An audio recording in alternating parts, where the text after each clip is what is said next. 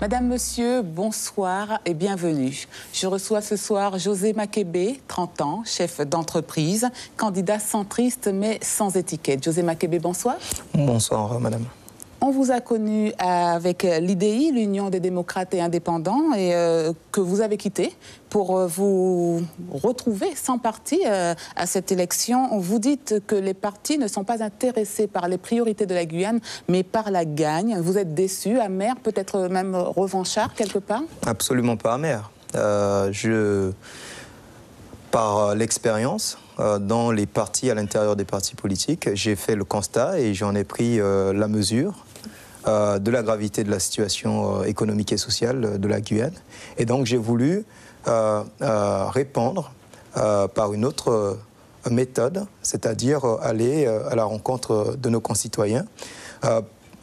Pourquoi? Parce que je suis aussi le Guyanais, celui qui vit au quotidien en Guyane et donc qui connaît la situation de mon pays et qui ne doit pas être dictée par un parti politique quel qu'il soit. Vous restez au centre, c'est le meilleur positionnement selon vous pour développer la Guyane, prendre ce qu'il y a à prendre à gauche et ce qu'il y a à prendre à droite? Exactement, j'ai toujours défendu le centre. Vous savez, le centre, être centriste, ça ne s'achète pas. Il ne s'agit pas d'aller s'acheter une carte dans un parti centriste. Il s'agit d'avoir un courant de pensée, une façon de penser, une façon de faire de la politique. Et cette façon de faire de la politique, eh bien, se base sur l'humanisme.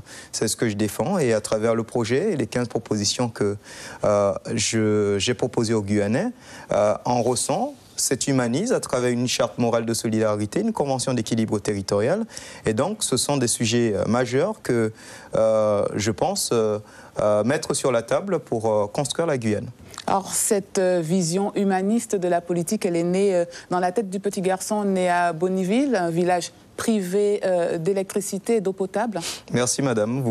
Là, vous touchez dans ma plus grande intimité, Bonniville. C'est mon village natal. Je viens de Bonniville. C'est le premier village, d'ailleurs, des Bonnies, du peuple Bonni. Et donc, c'est une fierté aussi. J'en prends la mesure, la grandeur, la chance d'être ici et de concourir à cette élection, de devenir député de Guyane.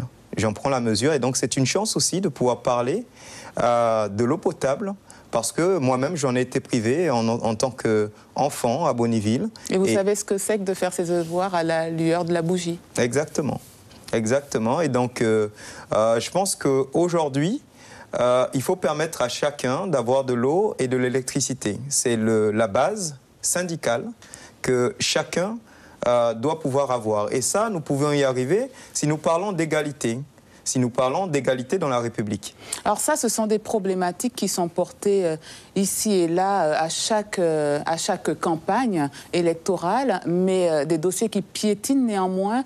Comment pourriez-vous arriver là où d'autres semblent ne pas arriver, eux? Je pense qu'ils ont échoué parce qu'ils n'ont pas commencé par le rêve. C'est-à-dire que de voir une vision beaucoup plus large, que c'est possible de raccorder tous les foyers guyanais avec de l'eau potable. Et ils ont aussi échoué parce que la méthode, elle n'est pas bonne. Aujourd'hui, avant même de parler de projet, on parle de finances. Et je propose autre chose, que nous parlons d'abord de besoins. Qu'est-ce qu'ils ont besoin, nos compatriotes, pour réussir dans la vie? Qu'est-ce qu'ils ont besoin pour vivre tout simplement?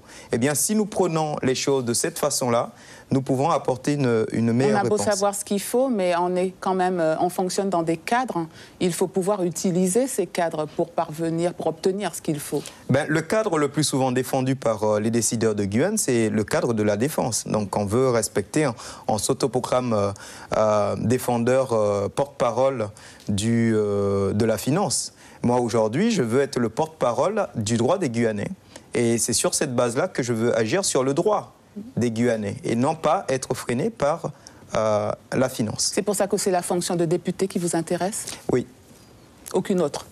Je ne dirais pas aucune autre. Je pense que je me suis déjà mis à la disposition. Vous savez, vous me permettez de revenir sur mon parcours politique et associatif qui ne date pas d'aujourd'hui. Depuis 2008, je suis engagé dans la vie politique à la fois guyanaise et nationale. Donc, je connais la vie politique et donc je me mets à la disposition de mon peuple pour le mandat qu'ils m'auront choisi aujourd'hui. Il s'agit bien de l'élection pour devenir député de la Guyane. Quel retour avez-vous du terrain? Un électorat, des citoyens qui vous écoutent, qui sont sensibles à ce que vous portez comme idéal? Oui, bien sûr. Bien sûr, puisque depuis le 17 décembre, date à laquelle j'ai annoncé ma candidature, j'ai parcouru tout le territoire guyanais, dans toutes les communes. Et c'est un combat noble que je porte, l'accès à l'eau potable. Et vous disiez que dans chaque élection, ces sujets-là reviennent sur la table, mais je pense que pas avec autant de conviction et de ferveur. Et d'ailleurs, tout le monde s'en inspire dans le cadre de ces élections. Et j'en suis très fier que les autres candidats s'en saisissent de ce dossier. Ce sont les mots de la fin. José Bakébé, merci et bon vent. Quant à nous, monsieur, madame, on se retrouve avec un autre des 8 candidats à cette législative partielle dans la seconde circonscription demain.